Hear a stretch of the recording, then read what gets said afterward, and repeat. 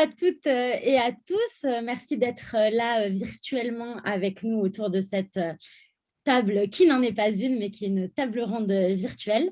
Donc, je m'appelle Sophie Franco. J'ai le plaisir d'être là aujourd'hui entourée de 5 personnes avec qui j'ai eu la chance d'échanger déjà. Et je vous annonce que je vous spoil un peu pour dire que les échanges vont être passionnants parce que les personnes autour de cette table ronde sont passionnantes. Donc, pour rappel, le thème du jour, c'est la nouvelle génération qui prend la relève dans l'agriculture et dans la pêche.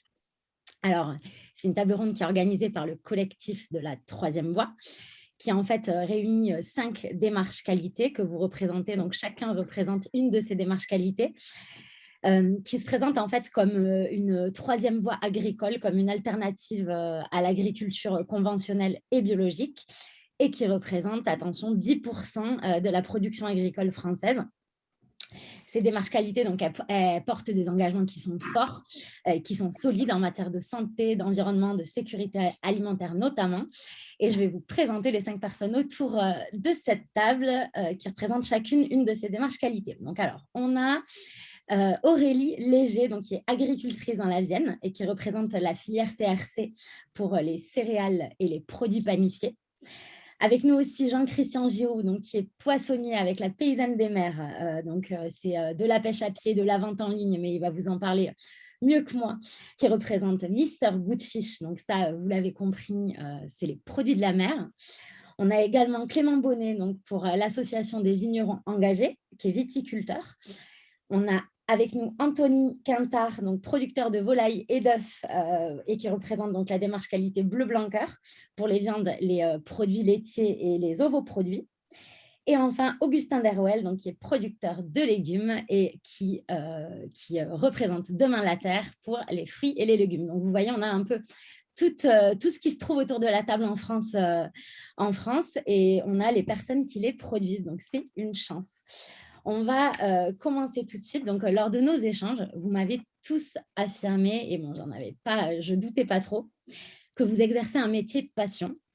Alors, je vais vous demander comment vous êtes arrivé dans l'agriculture ou dans la pêche et qu'est-ce que vous faites exactement au sein de vos exploitations respectives. Alors, je vais commencer par Aurélie. Comment vous êtes arrivée là et qu'est-ce que vous faites? Alors, bonjour à tout le monde. Moi, je suis jeune agricultrice installée depuis 4 ans bien passés. Et j'ai découvert en fait l'agronomie au cours de mes études. Et c'est ça qui m'a donné envie de m'installer et de passer le cap. Et donc aujourd'hui, je suis exploitante agricole en production céréalière et engagée dans la filière CRC. Donc, culture raisonnée contrôlée au sein de ma coopérative agricole, la coopérative de la Tricherie, qui est engagée dans toutes les filières qualité. D'accord, merci beaucoup pour cette présentation. Je fais juste un interlude. Vous pouvez poser des questions tout au long de cette table ronde, soit sur les réseaux sociaux, soit dans l'onglet questions que vous trouverez quelque part dans votre écran. Et moi, on y répondra évidemment à la fin. Donc, n'hésitez pas à le faire au fil de l'eau si vous avez des questions qui vous viennent. Donc, merci Aurélie pour cette présentation. Jean-Christian. Bonjour. Donc, Bonjour. voilà, je suis issu d'une famille de pêcheurs à pied. Donc, mes parents pêchent sur la côte d'Opale depuis bientôt une quarantaine d'années. Moi, je suis rentré dans l'entreprise donc, à mes 16 ans. Aujourd'hui, j'en ai 23. Et donc, j'ai développé l'activité vers la poissonnerie du 21e siècle. Donc, on crée notre marque, la Paysanne des Mers. Et aussi en vendant en ligne tous nos produits. Donc, aujourd'hui, on expédie nos produits frais partout en France et en Belgique. Et on est engagé sur l'artisanat, les produits français et surtout la pêche durable. Étant dans la pêche à pied, on travaille sans machine et on est engagé à continuer sur ce thème-là et de proposer toujours des produits issus de la pêche française, même pour les marins pêcheurs. On essaie de valoriser au maximum la pêche française et limiter les importations. Donc voilà, notre cœur de travail, c'est vraiment l'artisanat français et la valorisation d'un métier artisanal qui est, on va dire, un peu oublié, qui a été oublié ces dernières années, qui revient au galop de plus en plus. Et ça, d'ailleurs, on en reparlera. Voilà. Du coup, Clément, pour l'association des vignerons engagés. Oui, donc bonjour à tous. Oui, ben voilà, en fait, moi, je suis la 4e génération de viticulteurs. Donc moi, je suis en cave coopérative, donc c'est la cave coopérative de Dijaillan dans la Drôme. Donc nous, au sein de cette coopérative, on fait essentiellement des vins effervescents, donc clairette de Die et crément de Die. Donc moi, sur mon exploitation, moi, je suis en agriculture biologique. Donc ça fait ma cinquième saison. Donc moi, j'ai 26 ans. J'ai repris l'exploitation donc, familiale. En plus, je me suis un petit peu agrandi. Enfin, j'ai fait une restructuration parce que l'exploitation était vraiment très, très, très, très grande et un petit peu diversifiée. Il y avait de la vigne, il y avait des noix. Parce que nous, sur notre territoire, on est aussi en appellation noix de Grenoble. Moi, les noix m'intéressaient un petit peu moins. Moi, j'ai fait mes études dans le vin. Donc moi, mon dada, c'est vraiment la vigne et la vigne. Voilà. Merci Clément. Du coup, on passe à Anthony. Bonjour. Alors, moi, je m'appelle Anthony Quintard. Je suis éleveur, agriculteur dans l'Aveyron, pas très loin du village assez connu de Conques. Je suis associé avec mes 3 frères et sœurs sur la ferme familiale. Et nous, on est la 13e génération sur cette ferme. Donc, c'est une ferme avec une histoire assez longue. Mais seulement la 2e génération en tant que producteur de volailles.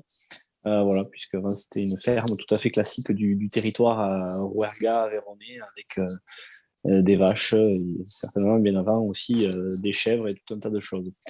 Pour répondre à la question, comment je suis arrivé à l'agriculture, pour moi, c'était une voie toute tracée. Aussi loin que je m'en souvienne, aussi loin que je sache que je parle, j'ai toujours dit que je voulais faire ce métier. C'est pas pour autant que c'est évident à le faire, mais moi j'avais la chance voilà, d'avoir une ferme familiale et de pouvoir revenir sur l'exploitation, en tout cas de pouvoir m'associer avec mes frères et sœurs sur l'exploitation, et aussi la chance que nos parents aient finalement choisi la production de volailles, qui a fait qu'on a pu diversifier notre entreprise, et puis aussi créer de l'activité sur notre entreprise et pouvoir aussi créer de l'emploi. Et donc, au-delà de nous 4 associés, aussi créer des emplois sur notre entreprise pour tout ce qui est les étapes de transformation et d'emballage et de commercialisation de nos produits, puisque nous sommes en circuit court intégralement sur la vente des volailles et des œufs. Voilà. En plus, vous l'avez bien développé, de toute façon, on en reparlera. Et du coup, Augustin. Bonjour à tous. Donc, Augustin Deruel, je suis agriculteur à Forest, un petit village qui est situé entre Paris et Lille, dans les Hauts-de-France. Donc, j'ai 39 ans et je suis associé avec mon cousin Germain. Donc, on prend la suite d'une longue succession de père en fils, entre guillemets, puisque nos racines agricoles remontent à 1630. On arrive à retrouver dans les archives départementales la mention de notre famille qui cultive les terres de notre village en 1630. Donc, c'est plutôt sympa. C'est le petit truc rigolo qu'on aime bien raconter. Et donc, on est principalement cultivateur, producteur de légumes, à savoir de la carotte gustative. Donc, c'est de la carotte de pleine terre, carottes qui ont du goût, de la pomme de terre, des céleris raves et des navets. En parallèle de ça, bien sûr, on fait des cultures céréalières et on produit aussi pour fabriquer du sucre. Donc, on produit des betteraves, qui est une des grandes activités de notre région.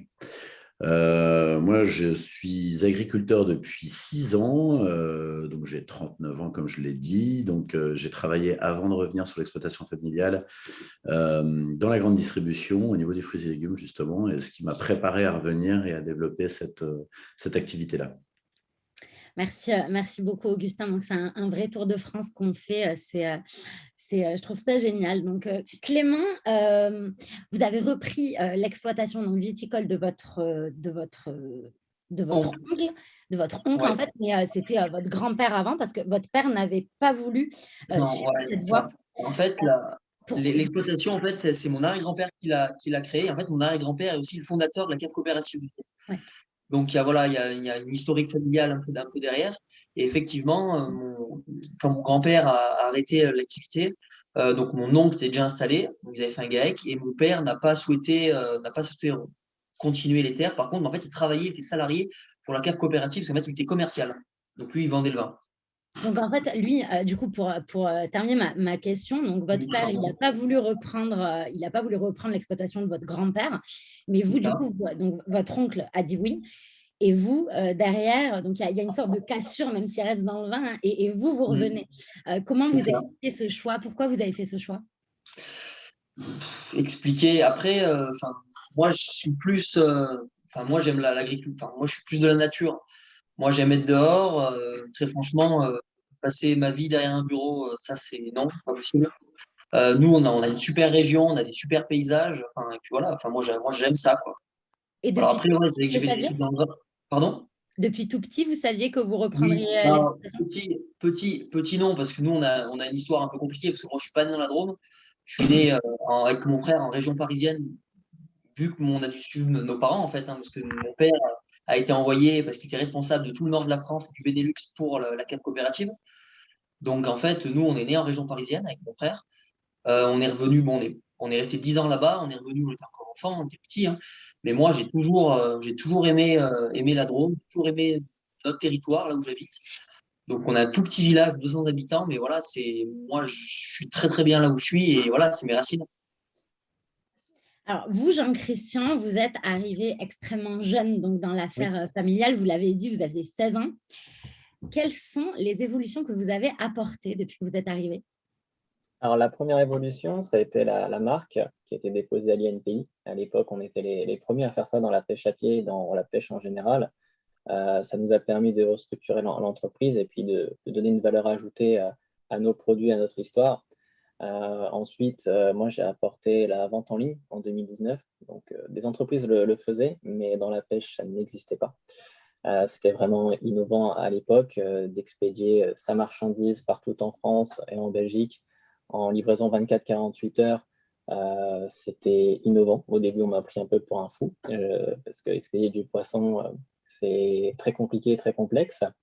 Ensuite, on a continué à développer sur cette partie-là, les réseaux sociaux, etc. Donc, on va dire que les activités ont été développées. On est passé de 2 à 3 produits à plus de 300 produits aujourd'hui en faisant une épicerie fine, etc.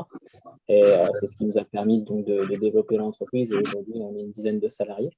Moi, de mon côté, je viens d'acheter une nouvelle poissonnerie, toujours dans la même démarche, donc, qui est un petit peu plus loin que celle qui est présente sur le Calaisis, mais toujours dans cette démarche-là de mettre en avant la pêche française, les produits français, la pêche durable comme la pêche à la ligne, qui est trop souvent oubliée. On fait par exemple de la pêche de coquilles Saint-Jacques de plongée. Donc voilà, on essaie de mettre en avant ces produits-là. Et puis aussi les réseaux sociaux. Aujourd'hui, on est suivi par plus de 13 000 personnes. En poissonnerie en France, on est les plus suivis entre Facebook et Instagram. Donc voilà, on essaie de donner une image positive de la pêche, car souvent sur les bateaux, on ne voit pas ce qui se passe. Entre les rochers, on ne voit pas non plus ce qui se passe. Les gens n'ont pas forcément toutes les connaissances.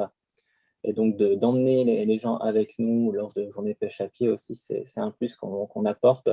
On essaye de montrer toute la biodiversité de notre côte et pas tout simplement vendre des produits. On essaie vraiment de montrer de A à Z toute la partie qui est habituellement cachée ou peu montrée. Donc voilà nos démarches. Ouais, et vous, vous faites aussi toujours dans cette comment dire, modernisation, évolution des ateliers dans les écoles. Enfin, vous Oui, êtes voilà, c'est ça. actif et à former la nouvelle génération, celle qui viendra Oui, après, par exemple, dans faire découvrir le métier. mon école primaire où j'ai fait toute ma scolarité, en début d'année prochaine, on va organiser des ateliers avec différentes classes. Donc, c'est assez drôle de revoir ses anciens professeurs et de faire la leçon aux nouveaux élèves. Mais on va mettre ça en place en lien justement avec Mister Goodfish. Voilà, d'aller voir les jeunes dans les collèges, dans les lycées, de leur apprendre les produits, les saisons, parce que les saisons des produits de la mer, en général, on ne les connaît pas. Donc, on essaie de mettre ça en place avec plus ou moins de réussite. Il faut que derrière, l'éducation nationale suive, parce qu'en général, c'est plutôt des écoles privées qui nous suivent, et le public, c'est un peu plus compliqué. Donc, on essaie de se battre tous les jours, d'emmener des classes avec moi à la pêche. Et puis après, sur les ateliers, on fait aussi avec des CE, des associations diverses et variées. On les emmène avec nous à la pêche pour leur montrer vraiment toute la partie biodiversité, le métier en lui-même, le métier artisanal. Je rappelle que vous avez seulement 23 ans. C'est ça. C'est une jolie dynamique que vous apportez. Donc, il y a des éléments de votre discours qui me font penser au vôtre, Augustin. Pourtant, vous avez d'abord choisi donc, le secteur de la grande distribution avant de reprendre l'exploitation. Voilà. Apporter vraiment une nouvelle dynamique à l'exploitation. Alors, comment cette exploitation a-t-elle évolué en 7 ans, 6 ans ou 7 ans que vous êtes là? Elle a évolué plutôt bien, sinon je ne serais pas derrière l'écran. C'est sûr, ça, c'est sûr. Non, qu'est-ce qui s'est passé? En fait, on était sur une agriculture traditionnelle, c'est-à-dire que mon père a fait carrière dans l'agriculture et a cultivé pendant, je ne sais pas, au moins 45 ans les terres de notre exploitation, donc à la méthode de la génération précédente, hein, c'est-à-dire que c'était l'agriculture productiviste, la mise en place de la nouvelle PAC, où on faisait en sorte de nous faire produire et de nous subventionner un maximum pour le volume. Après ça, est intervenu les jachères, et puis après ça, on ne sait plus trop en fait ce qu'ils veulent exactement. Bon, pour ma part, moi, quand je suis rentré, on s'est mis d'accord. En fait, de par mon passé avec la grande distribution, j'avais été quand même formé, en tout cas par des professionnels du fruits et légumes. Alors, ça ne veut pas dire grande distribution au sens très large, mais en tout cas, l'enseigne pour laquelle je travaillais à l'époque, le grand patron des fruits et légumes était un passionné, et donc il m'a transmis cette passion, notamment sur le goût et sur l'impact que l'on pouvait avoir sur les producteurs, et donc sur la réduction des pesticides. Donc ça, j'ai travaillé pendant plusieurs années sur le sujet, et du coup, quand je suis revenu sur l'exploitation familiale, c'était parfaitement cohérent de continuer dans cette direction-là. Et donc, on a commencé par faire de la sélection variétale pour obtenir des produits qui sont différenciants, parce que si je voulais les commercialiser moi-même, il fallait que je sorte du lot vis-à-vis de mes collègues. Et puis après ça, la démarche environnementale, je crois que c'est dans l'ADN de tous ceux qui seront là autour de cette table. C'est aussi l'ADN une partie de l'ADN de cette nouvelle génération, même si j'ai 39 ans, je m'identifie encore comme jeune. Sinon, vous ne seriez pas là. Pardon? Sinon, vous ne seriez pas là si vous n'étiez pas encore jeune. Ouais, merci, ça me rassure. Non, mais bref, en tout cas, je fais partie du nouveau mouvement par rapport à… En fait, c'est pas l'inverse, mais c'est quand même le virage qui a été pris vis-à-vis des années passées, des 40 dernières années, où voilà, on était sur de la production de masse. Donc, comment ça s'est développé quand je suis revenu il y a 7 ans, donc avec mon cousin, j'ai beaucoup de chance parce que nous sommes très complémentaires. Et donc, lui, il est plutôt sur la partie agricole, c'est-à-dire la partie vraiment terrain. Et donc, nous avons sélectionné, on a fait de la sélection variétale, comme je vous le disais, on a obtenu un produit qui est assez différenciant, qui est la carotte gustative. Donc, c'est une carotte qui pousse dans la terre, qui met beaucoup plus de temps que celle dans le sable. Et avec l'effet variétal et l'affinage que l'on va pouvoir opérer dans des chambres froides, on va pouvoir en fait pas modifier, mais bonifier le produit. Et donc ça, il nous a fallu 3 ans pour bien valider le process, et je suis allé le présenter à mes anciens employeurs. Et là est démarré, enfin ça a tout de suite été confirmé, et on a démarré des produits haut de gamme en barquettes et sachets pour la GMS.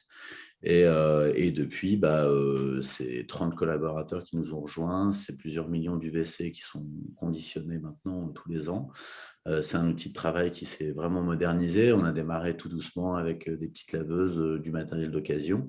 Et voilà, donc mon passé de grande distri m'a servi dans ce que recherche le client et un peu les codes et le fonctionnement de ce métier. Et la production m'a permis de confirmer ce qui était possible de faire, quoi. Et les chiffres prouvent que vous aviez raison. Par exemple, pour l'enseigne U, qui est, bon, je suppose qu'on va faire de pub, c'est pas très grave. Enfin, c'est pas non plus regarder, il y a des millions de vues, mais comment dire… Sur les réseaux sociaux, parfois. qui m'ont fait confiance. Ils ont multiplié par 6 leur vente de carottes sur ces créneaux-là, sur les créneaux market. Donc oui, c'est pour eux comme pour nous une grande réussite. Et puis, depuis, il y a d'autres clients qui nous ont rejoints et ça fonctionne plutôt très bien. Donc, oui, on est parti de 8 salariés on a à peu près une quarantaine. Et voilà. Bravo. C'est très joli. Donc, vous aussi, Anthony, depuis que vous avez repris l'exploitation avec vos frères et sœurs, l'activité s'est développée et s'est diversifiée. Mais du coup, dans quel sens? Vous avez un peu spoilé tout à l'heure, mais qu'est-ce que vous n'avez pas dit? Alors, en fait, ouais, historiquement, chez nous, la ferme, c'était une ferme très classique du coin, c'est-à-dire une petite ferme, toute petite ferme avec une vingtaine d'hectares, une production de vaches laitières. Et puis finalement, ma mère étant jeune agricultrice, a voulu s'installer sur la ferme et a voulu créer une activité secondaire qui s'est avérée être la volaille. Parce que dans un premier temps, ça ne nécessitait pas forcément beaucoup de moyens pour mettre en place un atelier d'élevage de volailles. Il faut aussi se rendre compte que les normes n'étaient pas les mêmes à l'époque que ce qu'on nous impose aujourd'hui en termes de normes de biosécurité ou de normes sanitaires pour les ateliers de transformation. Mais donc, ça a permis de commencer l'activité de volaille comme ça. Et puis finalement 10 ans après, mon frère est arrivé sur l'exploitation, donc dans les années 2000. Et a bien senti le filon de développement de cette activité-là. D'autant plus qu'il n'y avait pas forcément de moyen d'agrandir la ferme en surface. Donc, pas forcément moyen aussi d'agrandir le troupeau de vaches qu'on avait sur l'exploitation.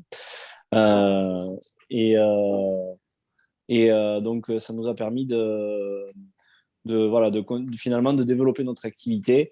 Et donc, petit à petit, mes deux sœurs sont arrivées sur l'entreprise. On a ensuite, en plus des volailles, mis en place un atelier de poules pondeuses. Et donc, moi, finalement, je suis arrivé en 2013 sur l'exploitation. Et donc, ça nous a permis de finalement être les 4 frères et sœurs réunis sur notre entreprise. Et ça nous permet aussi aujourd'hui d'embaucher 9 équivalents temps plein entre les ateliers d'abattage et de transformation et d'expédition. Voilà, donc aujourd'hui, effectivement, la volaille a fait en sorte que notre ferme perdure.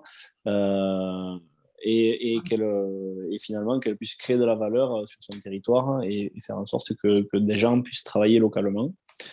Et puis, nous sommes rentrés dans la démarche Bleu Blanc Cœur aussi, et ça, c'est quand même important pour nous parce que c'est une démarche qui pour nous, a énormément de sens et c'est quelque chose qu'on a découvert il y a une dizaine d'années maintenant et qui nous a tout de suite plu parce que cette démarche-là nous a permis de prouver d'avoir un lien entre ce qu'on faisait sur notre exploitation et de pouvoir prouver tout ce qu'on faisait en analysant nos produits. Et ça, pour nous, c'était super important. Et cette démarche-là nous a tout de suite convaincus. Merci. On en reparlera tout à l'heure de vos engagements au sein des démarches qualité. Du coup, moi, ce que j'entends, c'est surtout l'ambition, le développement. Et en fait, et je trouve ça génial pour dire, ces 10 dernières années, il y a des dizaines de milliers de fermes et d'exploitations qui ont fermé, mais pourtant, la surface agricole, de terrain agricole, elle est restée la même. Et en fait, ce que ça veut dire, et vous le prouvez assez bien, c'est qu'en fait, on s'agrandit, quoi. On se développe plus qu'avant. En parlant de génération et la nouvelle génération que vous représentez, Aurélie, qu'est-ce que vous observez dans votre quotidien? Je vais pas mettre tout le monde dans le même panier parce que ça serait faux. Parce qu'il y a de l'ancienne génération qui est très, très ouvert aux nouvelles technologies, aux nouveaux modes de production. Donc, je vais pas mettre tout le monde, mais en tout cas, je dirais que c'est le recul sur la production d'aujourd'hui qui va pas être forcément la même que celle d'hier. Quand je parle d'hier, c'est évidemment il y a peut-être 20 ans. parce que le climat change, les demandes sociétales changent aussi. Donc, ça va être peut-être le recul sur la nouvelle production agricole et surtout l'envie d'évoluer, c'est-à-dire que on va peut-être évoluer vers, au lieu du conventionnel classique, moi j'ai envie d'aller vers, moi c'est l'agronomie qui me passionne, donc plutôt sur comment le sol se comporte, un sol vivant et comment ça fonctionne, et donc éviter de le perturber, en tout cas essayer d'amener plus de vivant. Mais ça se fait pas d'une année sur l'autre, ça met énormément de temps pour aller dans cette forme d'agriculture. Donc, je dirais sur les nouvelles agricultures, nouvelles technologies, nouveaux modes de production, avec le recul suffisant sur ce qui est amené à arriver dans le futur, quoi, avec les nouvelles attentes sociétales sur la qualité. Et puis, faire abstraction des critiques, parce que le monde agricole est bien connu pour ça, notamment entre nous sur chacun de nos productions. Donc, c'est ça, c'est l'évolution de la nouvelle agriculture et comment on l'a fait. Voilà, prendre du recul là-dessus. Vous me disiez que quand on échangeait en amont de la table ronde, vous me disiez que vous observiez aussi beaucoup plus d'entraide Ouais. dans le pré, bon, voilà, dans les échanges de pratiques et tout. Donc, c'est super positif. C'est pour l'avenir, ça, la nouvelle génération. Oui, après, je sais pas si... Je pense que ça existait avant, vu que moi, ça fait que 4 ans, donc je peux pas dire si ça existait ou pas, mais en tout cas, oui, il y a de l'entraide. Moi, je suis en CUMA, je fais partie de groupes aussi de formation où on se réunit entre nous pour qu'on discute, qu'on voit d'autres choses et qu'on apprenne, en fait, sur ce qui peut se faire, comment on le fait, qu'est-ce qui marche pas, etc. Donc, il y a une ouverture d'esprit qui est très appréciable entre nous. Il y a de l'entraide, il y a de la mutualisation, et heureusement, parce qu'aujourd'hui, tout grimpe en prix, en charge. Donc, s'il n'y avait pas cette mutualisation-là, on coulerait très, très facilement. Donc, ouais, il y a cette entente, cette entraide et cette mutualisation qui nous permet d'avancer plus vite, en tout cas. Merci Aurélie. Vous, Clément, qu'est-ce que vous observez? Par rapport à ce que vient de dire Aurélie, Ouais. ou par rapport aux questions? Bah, oui, moi, comme je vous ai dit, quand on s'est eu au téléphone il y a quelques semaines, les temps changent, les mentalités aussi, et notre pratique aussi. Nous, avant, sur notre territoire, bon, nous, il faut savoir qu'on a une grosse contrainte environnementale. On a un territoire qui est très escarpé, des parcelles pas très accessibles. Donc, la mécanisation est vraiment pas évidente. C'est vrai que la facilité, c'est le conventionnel, c'est le désherbage, c'est tous ces genres de choses. Moi, mon oncle était dans une démarche complètement différente. Lui, c'est un des pionniers du bio dans la région. Il s'est vraiment lancé il y a très très très longtemps. Lui, ça fait presque toute sa carrière en bio. Donc au début, c'est vrai qu'on l'a regardé un peu avec des gros yeux. Maintenant, bah, moi je vois sur ma commune, il n'y avait que lui qui était en bio. Et maintenant, sur 8 viticulteurs, en fait, il n'y en a plus qu'un qui est en conventionnel. Tout le monde y est passé par la force des choses, par le changement aussi de mentalité. C'est vrai que le changement de mentalité est super présent dans nos territoires. Et donc voilà, et c'est une suite normale aux choses, en sachant aussi, pour rebondir par rapport à l'entraide, donc moi aussi également, je fais partie du CUMA, et nous, en fait, c'est vrai qu'on s'aide beaucoup, beaucoup, beaucoup.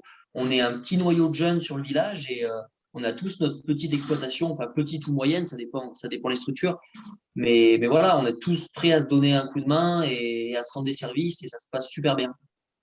Merci Clément. J'en profite pour dire à tous ceux toutes celles et tous ceux qui nous regardent, vous pouvez poser des questions. On me les enverra à la fin pour que je les pose à tout le monde. Donc, n'hésitez pas sur leur quotidien, leurs engagements, des questions précises, générales. Vous avez l'onglet questions. Et sinon, c'est en commentaire sur les réseaux sociaux. Donc, n'hésitez surtout pas, on répondra plus tard. Alors, vous, pour aller dans la continuité de ce que vous nous disiez, Clément et Aurélie, Anthony, j'ai une grande question. Quel regard portez-vous sur l'avenir de l'agriculture? C'est la question à 1000 points, ça. Ouais, on va voir si vous gagnez 1000 points ou pas. Quel regard je porte sur l'agriculture, sur l'avenir de l'agriculture? Alors, si on prend l'instant T, c'est sûr que c'est pas glorieux parce qu'on est dans une période de crise. On a des intrants qui sont chers, on a des problématiques de main-d'œuvre, voilà, on a beaucoup de choses. Problématiques de renouvellement des générations aussi, il faut le dire. Moi, je suis un ancien président des jeunes agriculteurs de mon département et c'est le leitmotiv des jeunes agriculteurs de renouveler les générations sur nos territoires. Moi, sur mon territoire, on va dire que c'est quand même pas mal parce qu'il y a, pour 3 départs, il y a 2 installations, donc il y a quand même un renouvellement. Mais dans les 10 ans qui viennent, c'est l'enjeu principal, même dans les 5 ans qui viennent, c'est l'enjeu principal de notre métier, c'est le renouvellement des générations. Alors moi, j'y crois, parce que je pense que l'agriculture est vraiment, ce métier est vraiment un vecteur de solution pour l'avenir, déjà parce que c'est un métier essentiel et on sait ce que ça veut dire maintenant, essentiel avec les 2 années qu'on vient de passer. C'est un métier essentiel qui est noble, qui a du sens, énormément de sens. Et je pense que notre génération, enfin, on a beaucoup de jeunes aujourd'hui autour de cette table ronde, mais notre génération accorde beaucoup de sens au métier, enfin, dans ce qu'on fait de façon générale dans notre vie. Et je pense que voilà, ce métier-là est un métier avec énormément de sens. Et pour les jeunes qui viennent, qui sont intéressés, enfin, qui se posent des questions ou qui aiment la nature, qui aiment les animaux. Enfin, voilà, je pense qu'il y a le métier de l'agriculture, c'est plus vaste que le métier en lui-même d'agriculteur. C'est vraiment plus vaste que ça. Je pense qu'il y a vraiment, est vraiment vecteur de solutions et porteur de projets et vraiment, et même économiquement, au-delà du volet social, économiquement, il y a vraiment un enjeu fondamental pour notre territoire, pour notre pays. Mais moi, j'y crois. J'y crois parce que quand je regarde un petit peu autour de moi, je vois des jeunes qui se démènent pour faire ce magnifique métier, qui arrivent, malgré les contraintes, à faire des super produits. Et Clément parlait juste à l'instant de la contrainte du territoire de escarpé. Enfin, je veux dire, chez nous, c'est exactement pareil. On a beaucoup de pentes, c'est très vallonné, mais malgré tout, on arrive à produire sur ces territoires-là et à produire des produits de qualité.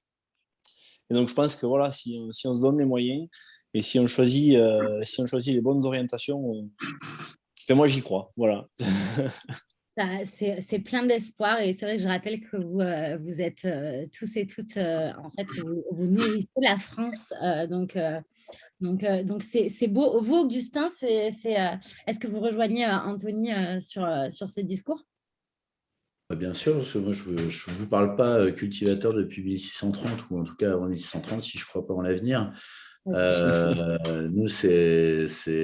on travaille, c'est le dicton familial. Il y a le dicton familial qu'on reprend Antoine de Saint-Exupéry, c'est qu'on cultive la terre, on emprunte la terre de nos enfants. Donc, moi, c'est de manière évidente qu'on s'engage autour de la transmission dès maintenant, notamment au travers de Demain la Terre. Demain la Terre ou le collectif Troisième Voie, en tout cas, on est dans le durable. Donc, le durable, c'est préparer l'avenir. Donc, c'est d'entretenir la Terre. Enfin, pour ce qui me concerne, c'est de la rendre même meilleure que quand on l'a reçue, au travers de nouvelles pratiques ou en tout cas au retour de pratiques peut-être un petit peu plus respectueuses, avec l'horloge de la nature et sans aller trop loin, en respectant aussi les voisins de nos cultures, enfin pas les voisins, mais tout le biotope qui peut s'organiser autour de nos champs, les insectes, la faune sauvage, tout ce genre de choses. Donc nous, en termes de biodiversité, on est très engagés. Dans le cadre de Demain la Terre, on est obligé de progresser. Donc, normalement, si je transmets ma ferme dans une petite trentaine d'années, j'espère que j'aurai progressé dans le bon sens. En tout cas, que le mot progrès aura été un plus. Mais donc, évidemment, on croit en l'avenir. Quoi qu'il en soit, on a beaucoup d'avance en termes de respect de nos cultures et de nos techniques de production qu'on fait, enfin, par rapport versus les autres pays. Je parle dans le monde entier. Donc, je ne vois pas comment la France n'aurait pas d'avenir. Premièrement. Deuxièmement, on sait quand même que la planète, tout le monde s'enrichit. Globalement, quand même, ça s'enrichit pas mal. Donc, les gens passent dans pas mal de pays du tiers-monde de 2 repas à 3 repas, enfin dans les pays développés, pardon. Donc ça, c'est considérable comme demande en nourriture. Donc, je crois que ce qu'il faut juste, c'est… J'entendais tout à l'heure, je crois que c'est Jean-Christian qui parlait d'un retour dans les écoles. Pour ma part, là, je l'ai vraiment écrit parce que c'est un travail qu'on a à faire pour pas redorer, mais le dorer tout court, ou en tout cas attirer des jeunes dans notre métier passion, puisque notre métier est une passion. Donc, et on a beaucoup à faire sur le sujet, plutôt que de laisser les enfants sur le côté à aller faire des études de marketing et de commerce international, quoi. Merci, merci Augustin. Je rebondis du coup, vous adressez à Jean-Christian. Jean-Christian, quand on a échangé par téléphone pour préparer cette table ronde, vous avez un message fort à passer aux jeunes en ce qui concerne le poisson. Alors, je vous laisse le passer, vu qu'on parlait d'avenir, je me dis que c'est le moment. Oui, tout à fait. Sur la partie pêche, pour reprendre ce que disait Augustin, c'est vrai que dans les écoles, il y a énormément à faire, que ce soit la partie agricole ou dans les produits de la mer, réapprendre à prendre les saisons, savoir à quel moment les consommer, éviter les produits d'importation, ou alors prendre des poissons issus de l'élevage, mais des élevages biologiques ou label rouge, il en existe. En France, il y a encore trop peu de démarches, même si c'est en bonne voie. Par exemple, sur le saumon du côté de Cherbourg, il y a beaucoup de démarches sur ce point-là, mais aussi sur le recrutement. Nous, par exemple, pour la pêche à pied, on est 1500 en France, contre à peu près 30 000 marins pêcheurs. C'est très important. On a énormément de mal à recruter, même en poissonnerie. En poissonnerie, chaque année, on est à peu près à 7000 offres d'emploi. Pour donner une idée, il y a 3000 poissonneries en France. Donc, c'est énorme, sachant que c'est un métier, bien sûr, il faut être passionné. Mais chaque jour est différent, il y a plein de possibilités. Dans toutes les activités autour du monde de la mer, que ce soit le mareyage, les coupes, etc., il y a de la recherche de partout, même dans la fumaison, sur le boulonnet. Les offres d'emploi, c'est vraiment très compliqué de recruter. Pareil pour la pêche, pour donner une petite idée, moi, donc je suis de Calais, dans les Hauts-de-France. Il y a 200 ans, on comptait plus de 200 navires de pêche. Moi, étant enfant, dans les années 2000, on est descendu à 25. Et aujourd'hui, en 2022, on n'a que 5 bateaux. Et d'ici 2 ans, il en restera 3. On voit l'écart, c'est terrible. Ce n'est pas dû au fait qu'il y a un manque de stock, parce que les stocks français sont les mieux gérés au monde. La France est vraiment un exemple au niveau européen. C'est surtout un souci, je pense, d'apprentissage et de valorisation du métier de pêcheur ou de poissonnier, comme le métier d'agriculteur qui n'est pas assez valorisé. On entend souvent que les agriculteurs ne gagnent pas assez leur vie, comme dans le monde de la pêche, etc. Mais si, il faut juste réinventer son métier, valoriser ses produits pour pouvoir en tirer un meilleur prix et éviter d'exporter partout dans le monde et plutôt favoriser le marché français qui est attiré par un produit de qualité, comme par exemple pour nous sur les moules sauvages ou les coques aussi qui sont pêchés en baie de Somme. Merci Jean-Christian. Vous présentez tous et toutes des engagements solides au niveau social, environnemental. Comment ça se traduit, ces engagements, Aurélie, au quotidien, concrètement dans votre métier? Déjà, pour être engagé dans les filières qualité, il y a des cahiers des charges à respecter, évidemment, mais ces cahiers des charges, c'est assez logique. Donc, en fait, on travaille beaucoup sur les rotations. Enfin, moi, en tout cas, j'ai allongé les rotations sur mon exploitation, sur les couverts végétaux également. Sur les différentes variétés, les différentes essences qu'on va mélanger pour avoir les différentes façons de travailler le sol différemment. Donc, telle culture va travailler le sol plus en profondeur, telle culture va travailler le sol plus en surface, telle culture va amener de l'azote au sol. Enfin, du coup, ça va être ce mélange culturel qui va amener la passion du métier, justement. Et puis, c'est surtout le savoir en parler. Parce que savoir le faire, c'est une chose, déjà, qui n'est pas facile, parce qu'il faut s'adapter au type de sol, au type de climat aussi. On ne va pas travailler de la même façon un sol qui est argileux et un sol qui est plutôt sableux. Donc, ça, c'est savoir reconnaître et connaître son sol pour s'adapter, mais c'est savoir en parler. Parce que au niveau des engagements sociaux, aujourd'hui, on est beaucoup critiqué. En tout cas, le monde agricole en général est beaucoup critiqué, alors qu'en France, on est quand même, je pense, la meilleure agriculture au monde. En tout cas, c'est mon point de vue parce que on produit dans les meilleures façons, je pense, en essayant de respecter le maximum la nature, les hommes. On va pas traiter pour traiter. C'est pas quelque chose qui est automatique. On soigne nos plantes quand ils sont malades, comme on peut se soigner nous quand on est malade. Donc c'est pas de l'automatisme, c'est aller voir ces cultures, aller voir comment elles sont, comment elles se comportent et savoir en fait parler. Mais ça c'est pas facile de savoir en parler autour de nous pour dire venez voir sur nos exploitations comment on travaille, venez voir nos produits, venez voir les cultures et puis on vous expliquera comment ça se passe quoi. Donc les enjeux, les engagements, ça serait ça, c'est et la production mais aussi la communication. En tout cas, vous en parlez très bien et la passion des sols, ça se voit. Voilà, que vous êtes, que vous êtes passionné par les sols. Vous Clément, comment ces engagements ils se traduisent? Vous l'avez un peu dit avec le bio, mais on va plus en détail. En fait, comme je rebondis un peu sur ce qu'on vient d'entendre, c'est sûr que le fait de faire systématiquement des traitements, par exemple, ça maintenant c'est exclu. Alors voilà, il faut anticiper. Enfin moi j'ai envie de dire ce que je dis souvent à mes potes ou à de la famille ou à des amis quand on discute de ce métier-là, viticulteur, mais comme agriculteur dans cette grande famille-là. Je pense que le maître mot de ce métier, c'est anticipation. Il faut juste savoir anticiper, savoir décrypter la nature et un peu le vivant. Et après, on arrive à faire les bons choix. Merci. Et vous Anthony, comment ça se traduit Vous m'avez dit, on remplit beaucoup de cases niveau RSE, mais on ne le fait pas pour de la com. Exactement, c'est exactement ça. En fait, je pense qu'autour de la table, si on devait tous faire un audit RSE, je pense qu'on sortirait beaucoup mieux que beaucoup de grandes entreprises qui communiquent beaucoup sur le RSE, sur leurs réseaux sociaux notamment.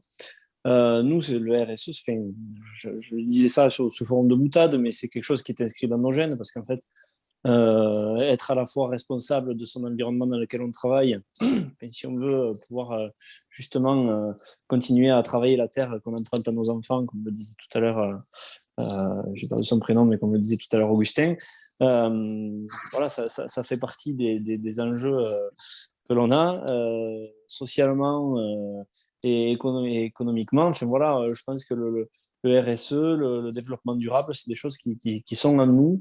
Et Aurélie le disait très bien tout à l'heure, l'agriculture française est vraiment une des meilleures agricultures au monde, et ça, il ne faut pas l'oublier. Alors nous, comment ça se traduit chez nous sur notre exploitation? Je l'ai déjà un petit peu abordé tout à l'heure, mais donc c'est au travers notamment de la filière bleu-blanc-cœur pour la partie animale, parce que la partie élevage, puisque voilà, nous c'est une démarche qui nous tient à cœur parce que déjà un peu comme sur le principe de l'allongement des rotations pour la filière céréales, nous on augmente la diversité alimentaire de nos animaux, donc plutôt que d'avoir une alimentation basée exclusivement sur du maïs, du blé et du soja, mais on diversifie énormément la partie protéines. Et donc, on a diminué énormément la partie de soja dans notre alimentation et on a mis à la place du lin, de la févrole, du tournesol. Ça peut être d'autres protéagineux, mais voilà, l'idée, c'est aussi de diversifier un peu l'alimentation de nos animaux. Et au travers de cette diversification, de rééquilibrer le rapport oméga-3, oméga-6 pour faire en sorte que nos aliments, enfin, en tout cas ce qu'on propose à nos consommateurs, soient meilleurs pour leur santé, notamment par rapport aux maladies cardiovasculaires, au diabète, à l'obésité, ce genre de choses. Tout à l'heure, on parlait de cahier des charges. Nous, on a un petit truc à Bleu-Blanc-Cœur, on parle de cahier des ressources. Parce qu'en fait, de suite, quand on parle de cahier des ressources, finalement, ça devient positif. Un cahier des charges, c'est négatif dans la consonance. Finalement, un cahier des ressources, ça veut dire on fait avec les ressources qu'on a sur notre territoire. Et nous, sur notre exploitation, on travaille avec de l'alimentation 100% française, donc c'est une ressource locale. Et donc finalement, voilà, c'est un cahier des ressources et du coup, ça sonne beaucoup plus positif. Donc ça, c'était pour la petite boutade. Et juste en aparté, ça ne représente pas grand-chose sur mon exploitation, mais j'y tiens. Moi, depuis que je suis arrivé sur la ferme, on a fait le choix de travailler en agriculture de conservation des sols. Et donc, du coup, on ne travaille plus du tout nos sols avec des outils, on ne laboure plus du tout, on fait plus tout le travail du sol. On ne fait que finalement semer avec un semoir qui passe directement sur nos parcelles. On travaille avec des couverts végétaux, comme le disait aussi Aurélie tout à l'heure. Et l'idée, c'est vraiment de capter le maximum de carbone, de faire le maximum de photosynthèse, d'une part pour nourrir le sol, et d'autre part aussi pour avoir un impact carbone le plus faible possible avec notre activité sur la planète. Et donc, entre de ce côté-là, la captation du carbone avec nos prairies qu'on a en permanence, mais aussi les couverts végétaux qu'on a entre nos céréales, et à la fois l'augmentation finalement de la diversité de nos parcelles et de nos cultures, en fait, notre impact carbone a diminué de 150 tonnes de CO2 par an, rien que sur notre exploitation. Voilà. Donc ça, c'est des choses qu'on peut faire facilement, chacun à notre petit niveau, mais si tout le monde s'y met, mais on peut avoir des solutions. Et tout à l'heure, je disais que l'agriculture était vraiment porteuse de solutions, mais là, ça n'est plus. Merci beaucoup et bravo. On parle d'engagement, donc là, il nous reste à peu près 8 minutes. Donc, je pense que ça va être la dernière question. Que vous apporte, avant de passer à l'échange questions-réponses, je vous rappelle, vous pouvez poser vos questions jusqu'à la fin, on y répondra. On parle d'engagement. Donc, Jean-Christian, qu'est-ce que vous apporte le fait d'être affilié à une démarche qualité? Vous, c'est Mr Goodfish. Oui, voilà, c'est ça. Donc, moi, je fais partie du label Mr Goodfish qui a été mis en avant. C'est une démarche qui a pour but de valoriser les produits de la mer, qu'ils soient d'élevage ou de la pêche sauvage. C'est surtout un but éducatif pour toutes les générations, afin de proposer des espèces à consommer à la bonne période en fonction des stocks réels et pas uniquement en fonction des saisons. C'est-à-dire que d'une année à l'autre, ça peut être un produit de saison, mais si les stocks ne sont pas viables, il ne faut pas le mettre en avant. Ça permet aussi d'éduquer les générations à pouvoir les cuisiner de la meilleure façon. Donc nous, on est engagé sur ça, surtout sur la partie pêche à pied, car avant, il y avait peu d'informations, à part avec IFREMER, qui est l'Institut national pour la recherche marine en France, qui est un des plus grands instituts au monde d'ailleurs. Mais le fait de travailler avec Mr Goodfish, nous, ça nous permet d'apporter une plus-value à nos produits, surtout au niveau éducatif pour les plus jeunes. On peut travailler avec des manuels. Donc moi, j'ai mis en place là prochainement des ateliers. Ça nous permet aussi d'aller donc dans les classes, montrer aux gens les produits de la mer, et aussi surtout aux enfants pour leur dire voilà, vous pouvez rejoindre le métier de la pêche, de la poissonnerie, et ça nous permet aussi de valoriser nos produits. Sur tous nos produits, on met en avant donc le petit drapeau bleu, blanc, rouge pour dire voilà, c'est bien issu de la pêche française, parce que souvent dans la pêche, il peut y avoir un amalgame entre pêché par des bateaux français, pêché dans des zones de pêche françaises, ou débarqué en France, mais pêché par des bateaux étrangers. Donc, c'est assez vague. Justement, tous ces engagements-là nous permettent de valoriser vraiment les produits de la mer, d'avoir une traçabilité optimale et de pouvoir voilà, dire aux gens, quand vous mangez un produit chez nous en ce moment avec le label Mr Goodfish, vous êtes sûr que vous ne touchez pas aux ressources, vous ne détruisez pas les ressources et vous faites un geste positif envers la ressource marine et donc de la pêche française aussi, parce qu'un produit qui est pêché à la bonne période, c'est aussi un produit qui est vendu à son juste prix. Merci Voilà. Jean-Christian. Et vous, Augustin, pour la partie de démarche qualité, qu'est-ce que ça vous apporte? Je ne vais plus acheter mon poisson de la même manière. Merci. J'aime beaucoup tout ce que j'entends. Pour ma part, donc, je suis arrivé dans l'association Demain la Terre il y a 4 ans. Donc, en fait, à la base, j'y suis rentré. Ça va peut-être faire sourire, mais il ne faut pas le prendre mal, dans le mauvais sens, pour mieux communiquer. à la base. C'est-à-dire qu'avant de rentrer dans Demain la Terre, on était déjà parti dans un engagement, mais qui était individuel. Moi, j'avais embauché un ingénieur agronome pour travailler sur la cause de nos sols. Donc, on s'est associé à plusieurs agriculteurs pour rémunérer cette personne et travailler sérieusement. Maintenant, quand je suis retourné vers mes distributeurs pour vendre mes produits, ils m'ont dit, mais il faudrait que tu apprennes à mieux communiquer et Demain la Terre est une belle association pour le faire. Donc, j'y suis rentré un peu dans cet esprit-là et je me suis aperçu que Demain la Terre, c'était beaucoup mieux que communiquer, c'est-à-dire que ça allait me permettre d'emmener mon entreprise, les gens, les collaborateurs qui travaillent avec nous, dans une démarche de progrès. C'est-à-dire que si vous adhérez à Demain la Terre, vous vous engagez à progresser.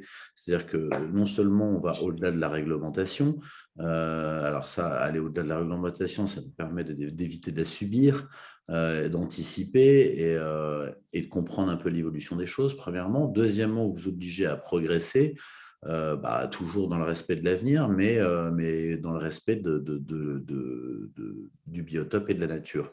Donc, je vous donne un mini-exemple. L'année dernière, sur une des exploitations que l'on co-gère, sur la biodiversité, on n'en avait pas fait assez. Le comité de contrôle de Demain la Terre nous a dit, les gars, cette année, vous avez stagné, c'est pas bon. Donc, vous revoyez la copie et l'année prochaine, si on est au même niveau, faudra laisser tomber la certification sur cette exploitation agricole. Donc, vous voyez, on a l'impression de bosser sur tous les sujets, puis on en égare, on est contrôlé par des indépendants, d'abord par un audit tout à fait sérieux et professionnel. Et après ça, on est contrôlé par des bénévoles qui sont notamment un des patrons du syndicat des apiculteurs de France, qui sont des anciennes personnes engagées dans l'agriculture. Donc voilà, tout ça a du sens et on est soutenu dans nos démarches. Vous me parliez aussi, quand on échangeait, de sécurité pour le consommateur et vous avez employé les mots rigueur et reconnaissance que j'aime beaucoup. Une dernière question. Je viens d'apprendre que comme on a commencé à 0,5, je peux avoir 5 minutes de plus. Ça veut dire qu'on va pile boucler la boucle comme il faut. La dernière question est pour Aurélie. Vous avez donc brièvement, comme ça après on peut passer à la phase questions-réponses. Vous avez repris une exploitation dans le cadre d'un contrat de parrainage. En quoi cela consiste exactement? Oui, alors moi, du coup, je me suis installée, donc je ne suis pas issue du milieu agricole. Je me suis installée hors cadre familial à la suite de départ à la retraite de mon parrain.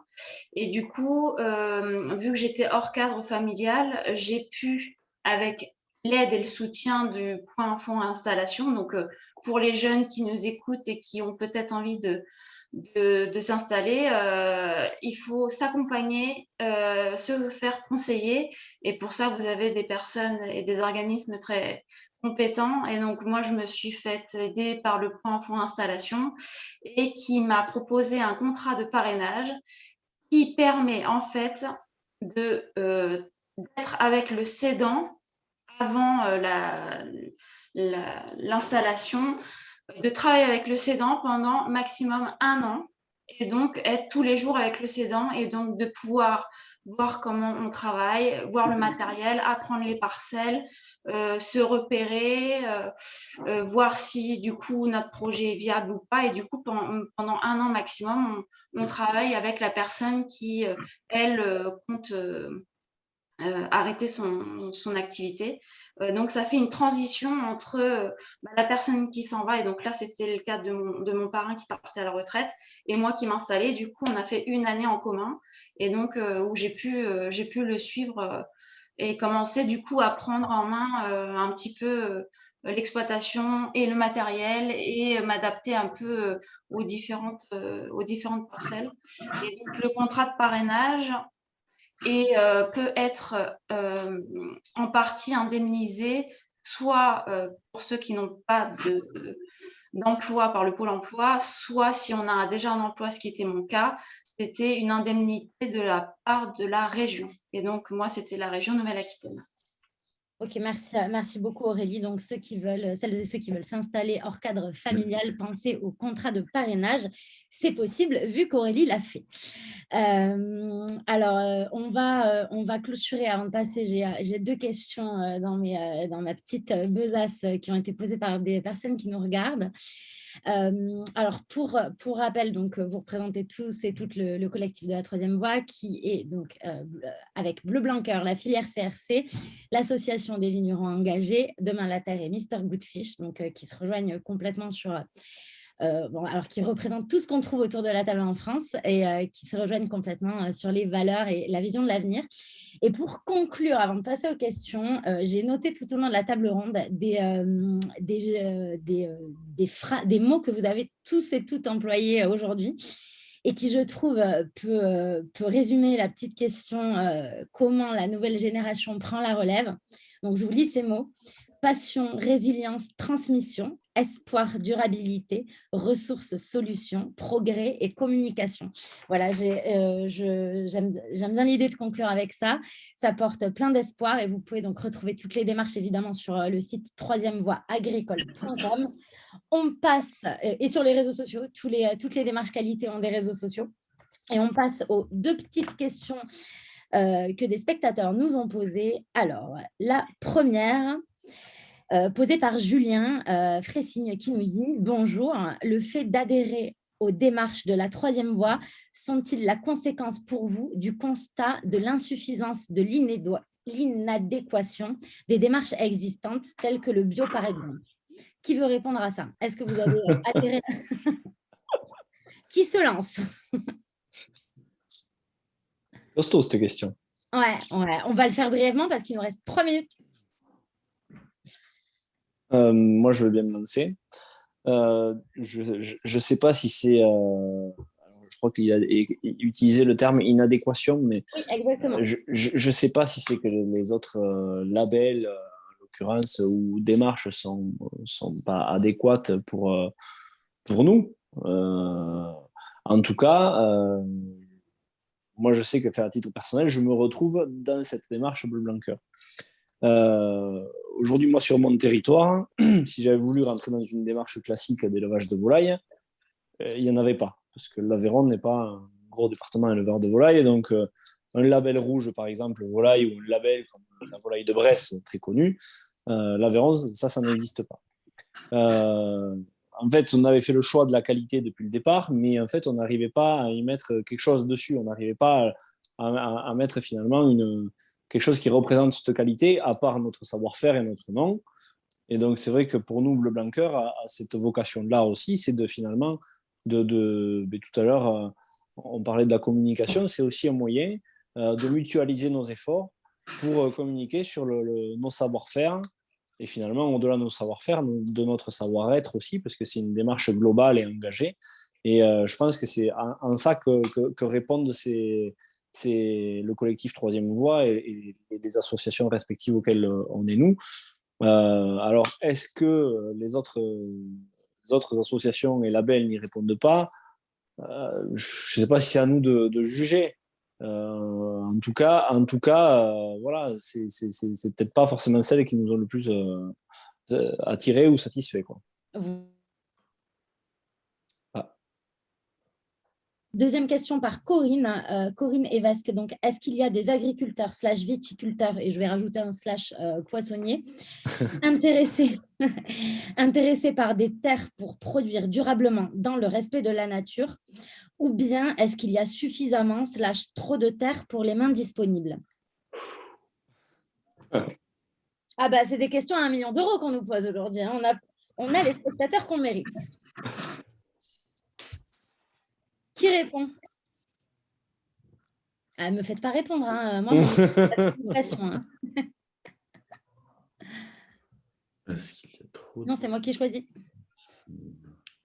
Après, la question n'est pas évidente, surtout est-ce qu'il y a suffisamment ou trop de terre pour les mains disponibles. Je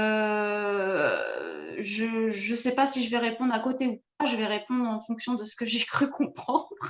Mais c'est sûr qu'il y a des producteurs ou des personnes qui ont l'envie et la passion de travailler bien et peut-être mieux avec les nouvelles technologies, avec le matériel qui s'adapte de plus en plus.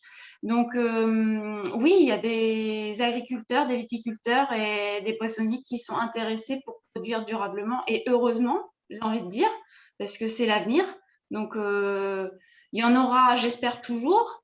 Et après, malheureusement, il y a énormément de départs sans repreneur. Donc, effectivement, c'est ceux qui sont là qui s'agrandissent, on va dire. Mais en fait, les métiers sont très peu valorisés ou en tout cas parlés, connus. Donc, peut-être qu'il faudrait plus communiquer sur les métiers pour qu'il y ait d'autres mains qui arrivent sur ces démarches-là. Mais en tout cas, l'action est toujours bonne. Les gens aujourd'hui qui s'installent sont toujours pour aller produire durablement. Ça, c'est le but ultime. Je ne vois pas quelqu'un qui s'installe et qui dit non, je veux produire dans le conventionnel, poser. Je ne connais personne qui irait s'installer et avec ce genre d'idée-là. On est tous à faire dans le durable et dans le meilleur possible.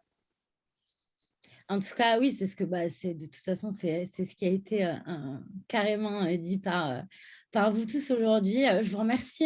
Merci Aurélie déjà pour cette réponse. Merci à vous 5 de nous avoir accordé du temps. Évidemment, merci au collectif pour la confiance encore une fois. Et puis, vous êtes... Alors, moi, je travaille dans la communication, mais pour le coup, vous m'avez donné envie de vous rejoindre. Donc, je suppose que les spectateurs Quand vous voulez. Voilà, en tout cas, vous portez un message qui donne envie d'exercer ce métier.